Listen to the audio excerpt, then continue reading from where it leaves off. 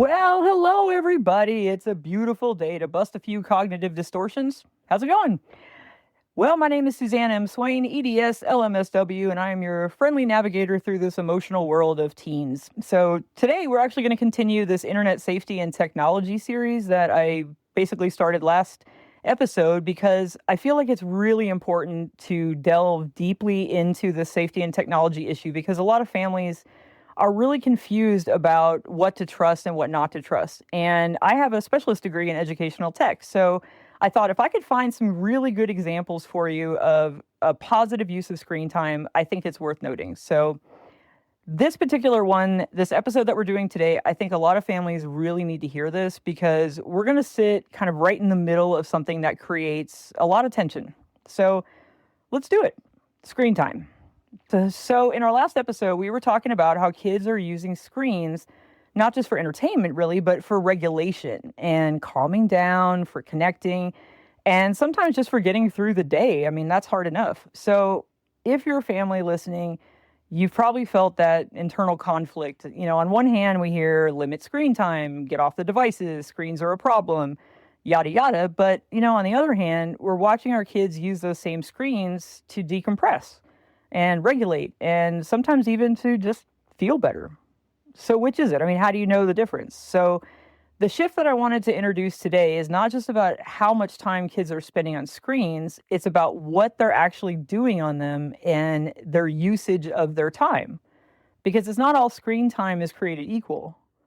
I mean, as someone who studied this intensely, one of the things that's always stood out to me is that technology itself isn't inherently harmful or helpful. It just depends on how you use it. Kind of like when I was doing AOL as a chat host. It's how are you using your time and is it the best use of your time? So I started building on this series and I really got excited about using that educational tech. And I intentionally went looking down the rabbit hole for days, looking for something that kind of challenged my ideas that the answer is just to remove screens because I want to bust that.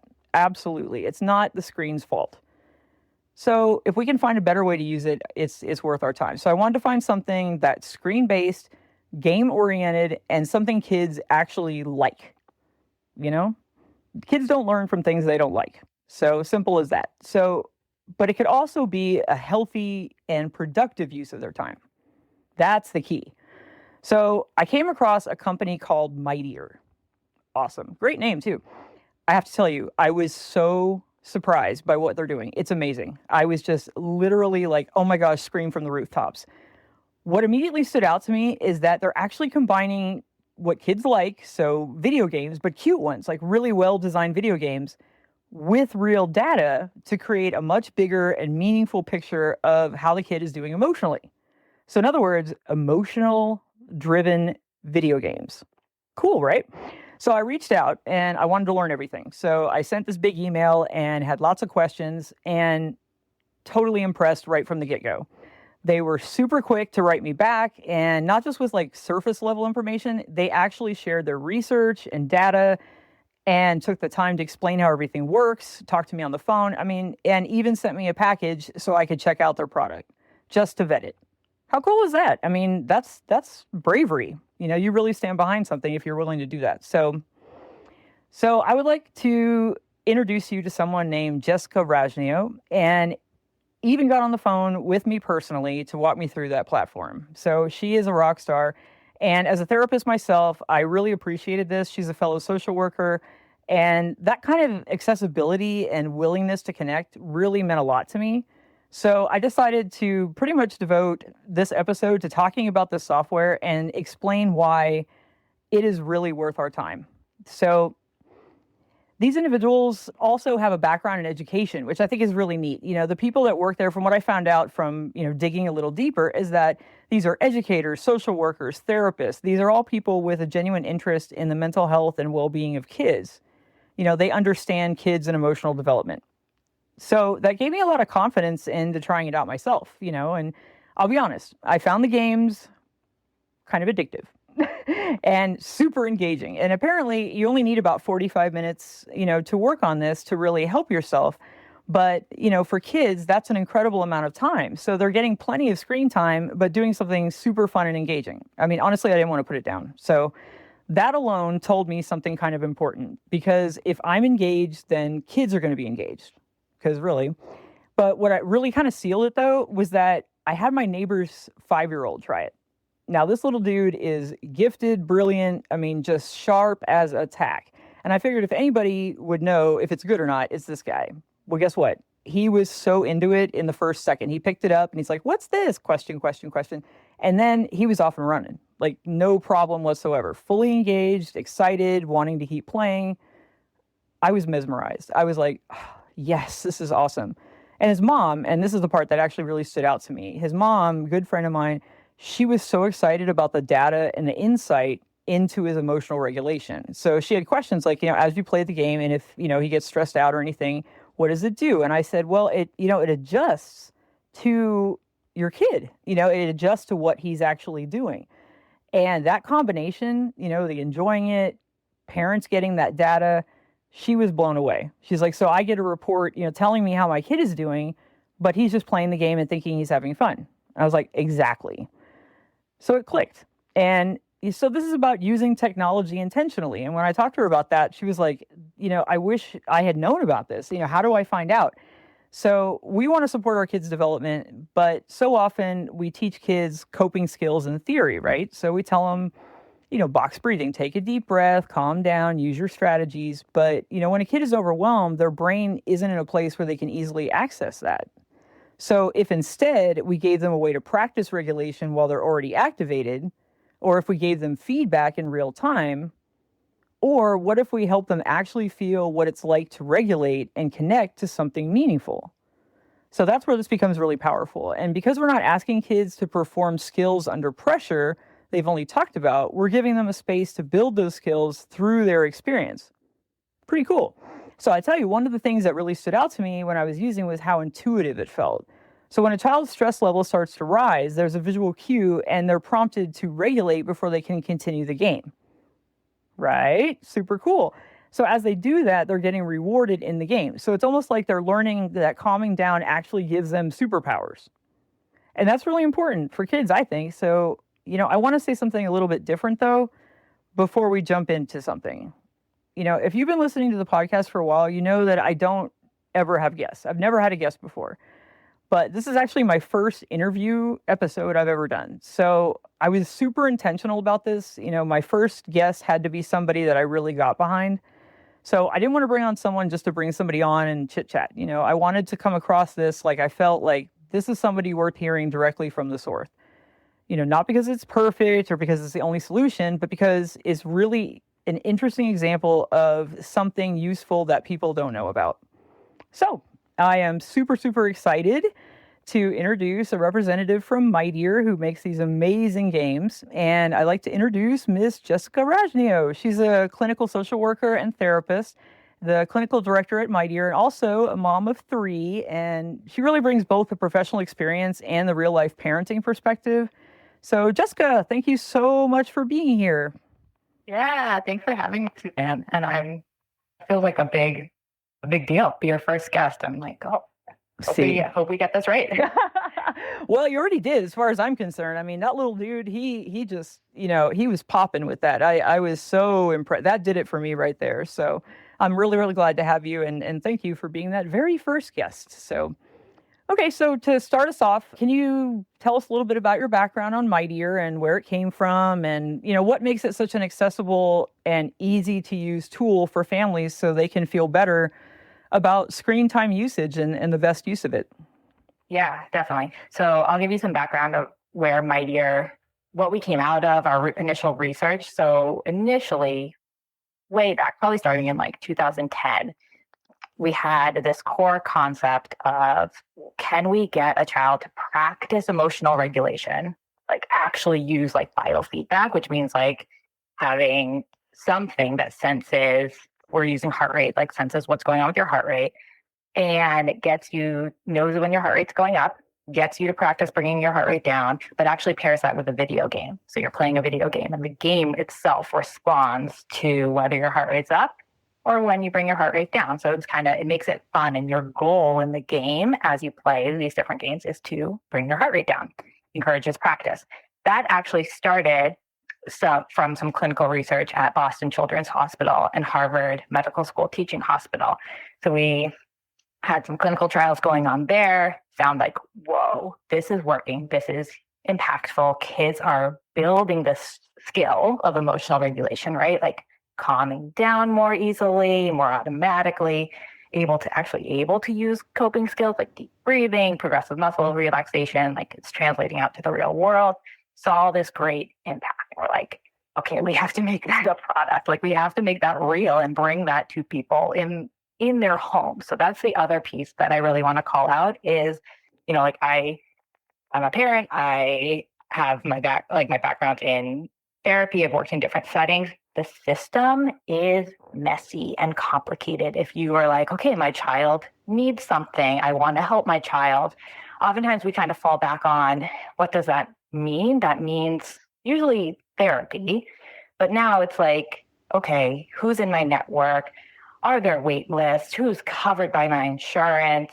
Do I have to travel somewhere? Like it gets really hard. And are there enough therapists around, right? Like we know that there's this difficulty with accessing care in general. So we really wanted to make something that like a family could use in their own home, on their own time, in their own way, right? Like we want to make this accessible and make it fun. So wrap everything around play, make this an intervention that is really like engaging for kids, fun. It works with how they actually learn and how they want to spend their time. So Mightier kind of came out of all of those ideas, all of those things, and we've been building this product for the past 15, 16 years now where, we have this team of clinical folks, and game designers and engineers, and, this nice mix coming together to build something that is playful and engaging and actually like clinically impactful for kids and families.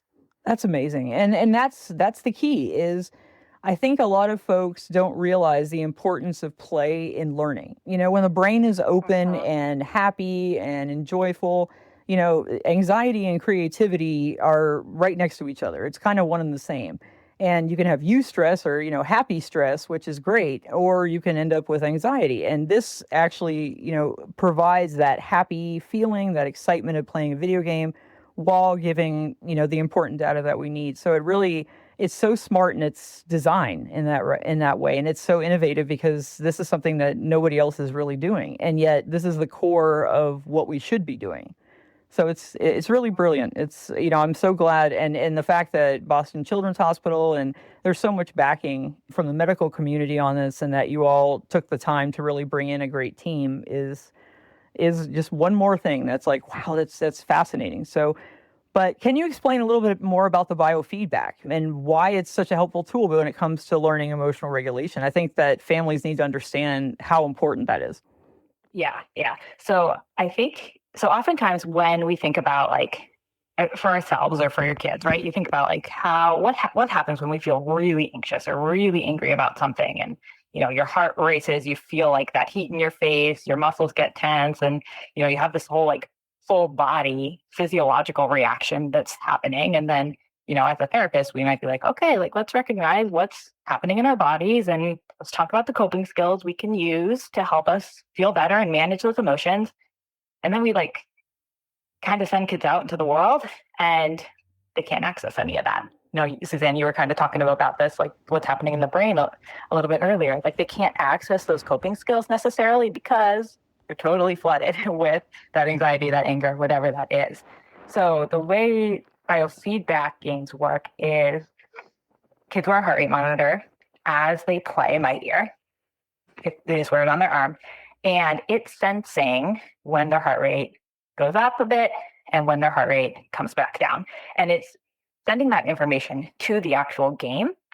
And, there's a whole game world, a bunch of games kids are playing, levels they're leveling up, they're collecting characters, they're going on missions and quests, all these things. Mm-hmm. But the heart rate component is layered on top of all that. And when a child's heart rate goes up, maybe they're a little frustrated as they play. Maybe they got a little excited.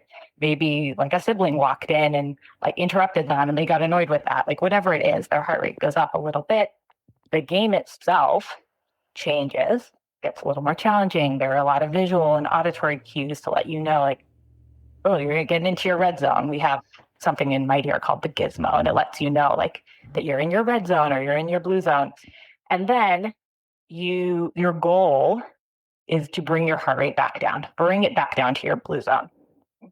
And there are different strategies that you're introduced to: deep breathing, progressive muscle relaxation, little games you can even play that are going to help you bring your heart rate down.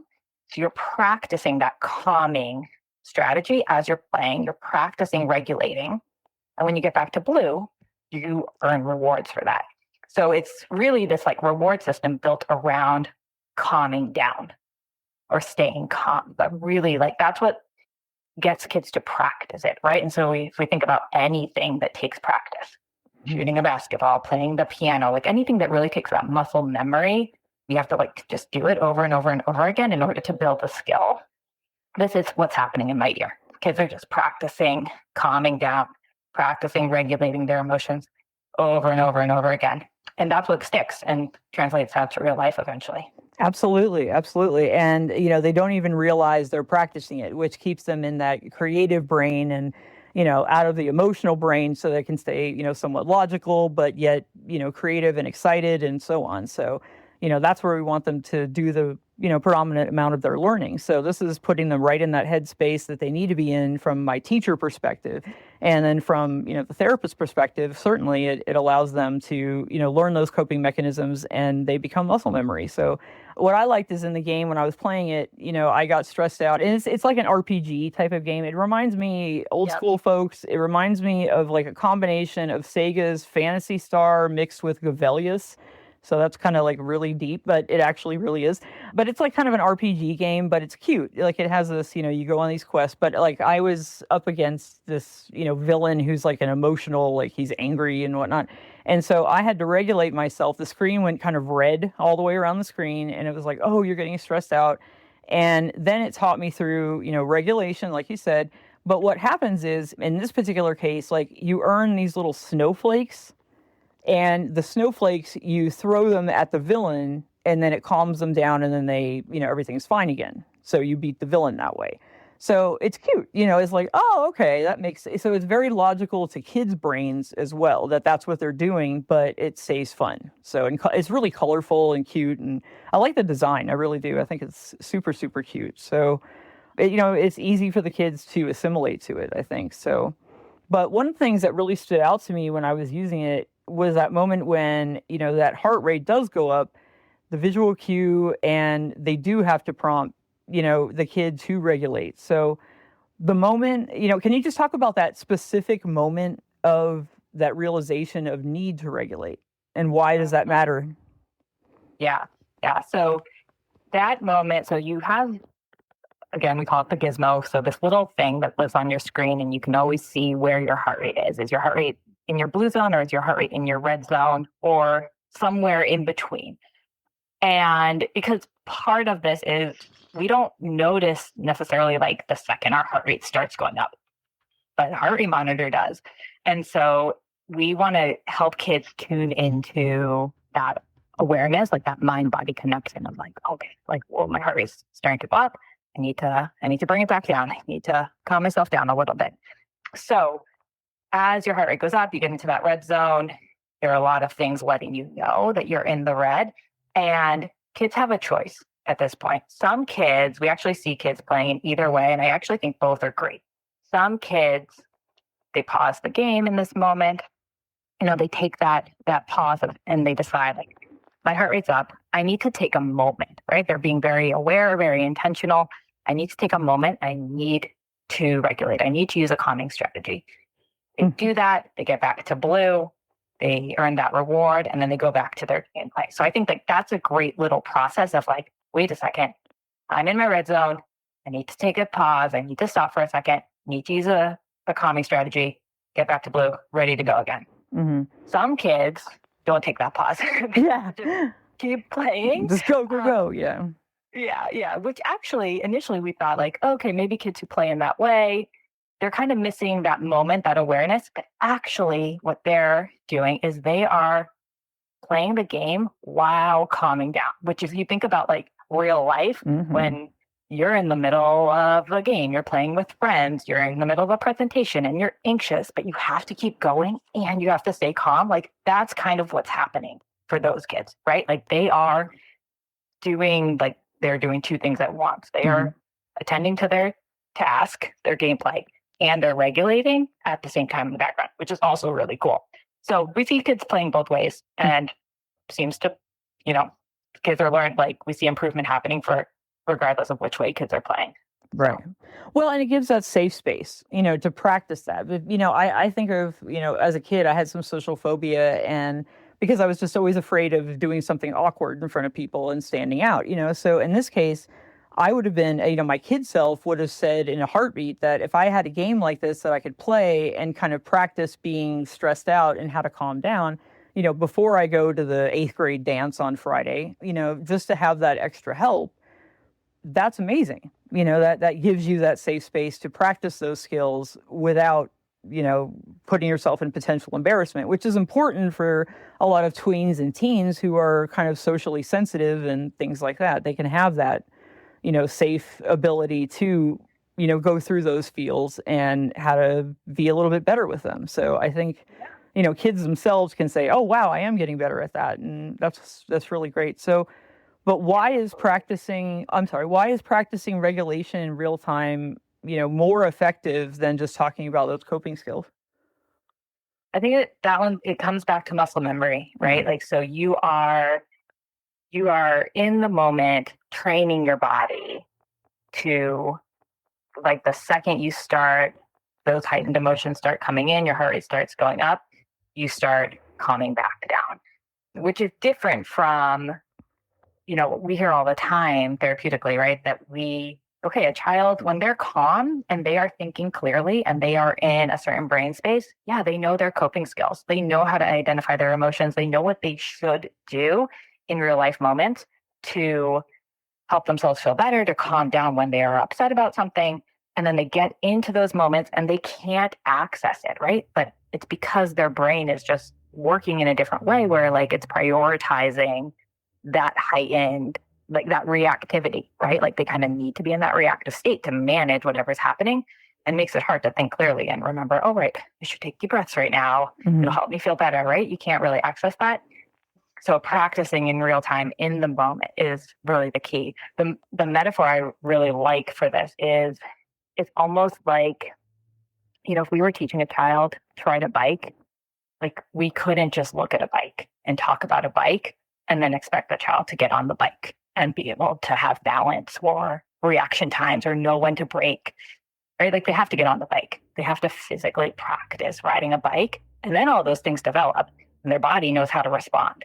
Exactly. But that's kind of what's happening with Mightier. Absolutely. It pulls it out of that theory space, which, I can say of, sitting through therapy sessions with kids, I wish I had that. Let me show you this. And I try to come up with examples, but, here you have this perfect example that, kids can just hop on and go for it and practice those skills. So, I mean, how do these changes, begin to carry over into real life, like school and friendships and stress and so on? Yeah. So parents kind of they fill out some like information about their child as their child's playing, and they report back on progress. So what we hear parents reporting, something that kind of falls into two categories. One category is that like emotional awareness category. So like my child is more aware of their emotional state. They are more aware of when they are feeling anxious, angry about something. They are better able to use coping skills or calming strategies in real life, right? Like they have that intention has been built. And then there's the side that's more like automatic. My child's frustration tolerance is just better. They seem to be recovering, calming down more easily, without even trying. Like it's almost like I don't even know they know that this is happening, but they seem calmer. They seem like they are better able to handle things that used to be really tough for them. And so we see all that translating out to real life, whether that's school, friendships, being able to get on the bus, just all of these real life situations. And parents saying, like my child seems more confident we're able to talk about how we feel. We hear a lot of parents also saying like, I'm playing Mightier because I realize I need. That's right. I'm like, where's a the little more? Yeah, I'm like the adult version. Totally. Yeah.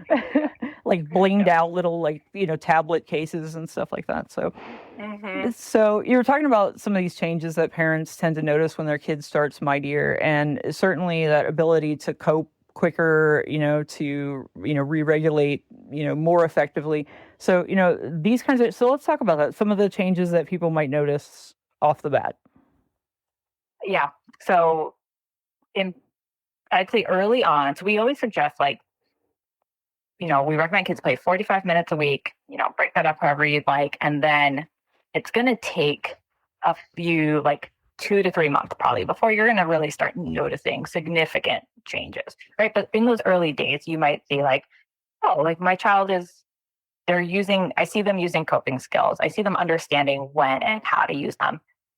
I see that frustration tolerance has improved. They seem a little calmer. Things like that. It might be some of like the early signs that you notice. And then later on, maybe some of that like greater emotional awareness, like, hey, we're talking about anger right now. We're talking about the things that make us upset. And we're having those conversations more productively as a family.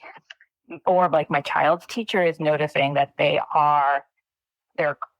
seem calmer in school. They are, where things that used to make them anxious aren't making them as anxious, things like that.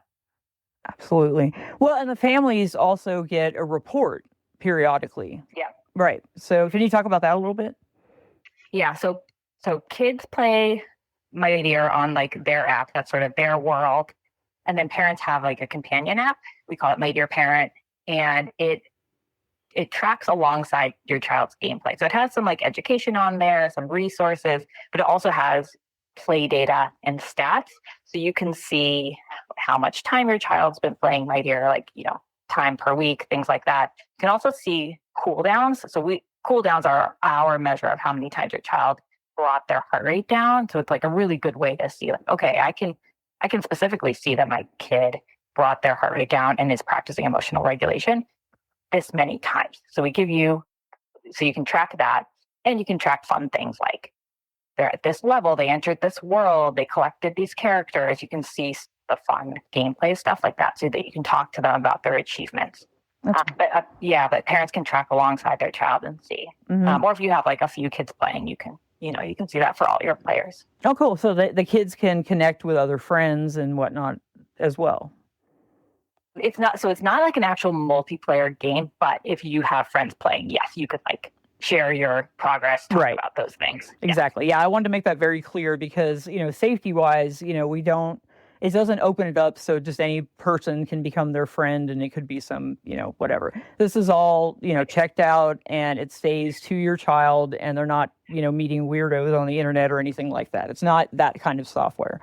So right. Yeah. No, it's just your child playing their gameplay experience. They aren't interacting with anyone else. Exactly. All right. So like let's zoom out a little bit. How do you see tools like this shaping the future or supporting kids' emotional health? Because you guys have something truly innovative. This is, nobody's really doing this. So how do you see Mightier and how it's going to shape kids' emotional health in the future? Yeah, I mean, I think play is a big one. Wrapping therapeutic approaches in play for kids is huge. And as teachers and therapists, like as individuals, like we've been doing this forever. And there are like so many programs out there that are so great at wrapping concepts into play and getting you to engage with something through play. But I think in the healthcare space, that doesn't necessarily always exist. And so pushing that forward into the system is a big deal. And then I think just like the at-home, the ability to use tools, resources, interventions at home is a big deal, rather than having things almost like behind a gatekeeper in a way. I think that's like empowering families to be able to say like, oh, hey, like I know my child best. I know my family best. I know what we need, and I can access this tool, and I can put this is in our hands. I think that's a big deal. Absolutely. And now just the awareness that this even exists, is a lot of the problem for families because, they don't have the time to go research all this and so on, which is why, if I can do my part to try to bring this out there. So I was so glad that I was able to find you as well, but I was actively searching. So Yeah. and hopefully this will, open this up. So, white elephant, everybody wants to know costs. What are they looking at? I mean, it's very affordable. So can you talk a little bit about the price point and what families, might incur that way? Yeah, definitely. And hold on, now I'm pulling that up on my computer. Sorry, I Get the did, numbers folks, I did correct. not prep her for that. So sorry, my bad. No, no worries. So we have three different. Maybe it's like a membership or like a subscription, and we have three different ways you can subscribe. So one is like you're paying monthly, or one is that you have a 6 month. You pay every 6 months, or you pay every year. So it really, and what it breaks down to is different depending on each of those. But if you were like paying monthly for Mightier, it's $40 a month.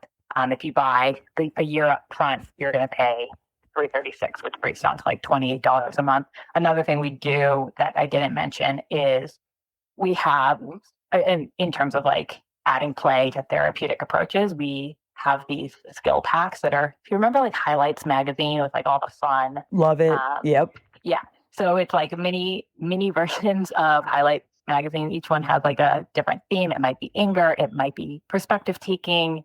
It might be like managing negative thoughts. Anyways, we wrap that into metaphor. We put some stories and games and crafts in it, and we mail a little packet to a family's house every month. So that's another thing you're getting on a regular basis. Very cool. From us, yeah. Yeah, and I got that kit from you all where it had the tablet and the armband, and it had a really nice set of the cards, like little coping cards that you can talk to your family about, and nice little pamphlet with skills. I mean, they provided all these extra materials and things, which I thought was really neat too. And very visually oriented, very fun, very easy to incorporate, debrief kind of talks with your kiddo, after they go through Mightier and whatnot to kind of, help them just discuss their feelings. And that teaches a whole other skill and also, helps to bond the family with the kid playing Mightier, which is really cool too. So I like that additional piece, the follow-up piece that goes along with it. So, and the price point is really, really good. But let me say this, just and, let me know how you feel. But I do want to make sure that everybody knows I have not been paid a single dollar from Mightier for this. Is that true, Jessica? That is true. That is true. Okay, so this is not me, making a bunch of money right now off of promoting something. This is literally me saying, I think this is great, and and it's affordable. So that's great too. Affordability is such a big thing. Everybody's struggling, but here's something where you can really, really help your child and have those skills. Maybe you live really rurally and you can't get a therapist. Maybe you have all kinds of situations in your life where something like this can be a real godsend for families who are just at their wits' end and they don't really know what to do. So I know my kiddo down the street, it's kind of that situation where, she just needs some help and a tool. And she was excited to know that she had a go-to now. So I really appreciate that, Jessica. So thank you very much for sharing all of that. It's so helpful. And for those of you listening, I want to leave you with this. The goal isn't to eliminate screen time, not at all. It's about being intentional about your screen time and using it to its full value. And to look for tools and experience that help our kids build skills and understand themselves and feel more in control of their emotions is gold. Technology isn't going anywhere, folks. It's just how we use it and where the difference is, and how much do you want to make the screen time usage from your kiddo to be purposeful and for their own self-betterment. So here's a tool that you can use. We're going to continue the series, a couple more episodes on various other things. So stay tuned, more coming. And Jessica, thank you again for your time. I really appreciate you being here. Yeah, I really appreciate you letting me join. And then Suzanne, I don't think we even mentioned, because like we really do want to like reach more families. For your audience, we are doing a promo code for Mightier. Mary Poppins, no space, just MARY POPPINS will give you 15% off your purchase of Mightier. Wow. So, and that's at Mightier, just mightier.com. Oh, that's so cool. Thank you so much. Wow. Awesome, guys. Thank you. That's really sweet. Now, so if they want to go ahead and find out more about Mightier, can you let them know the best ways to find out? Yeah. Just go to mightier.com. Mightier is spelled Mightier, like you are mighty. So mightier.com. Honestly, that's the best way. You can learn about the program, dig into the science, see what the games look like. Yep, and there's lots and lots of data there. I was just pawing through all of that. So the data really makes a really good case for why the software is a good thing. So, keep doing what you're doing. And thank you for making a really, positive oriented software for kids that really helps them. So thank you for doing what you do. Your team is amazing. Everybody is so sweet. And, I hope families will find some really good resources out there like Mightier. All right. Well, everybody, Oh, go ahead. Sorry. No, thanks for having me. Appreciate it so, so much. Thank you for being my first guest. That's awesome. All right, everybody. Until next time, stay clever, little foxes. Take care.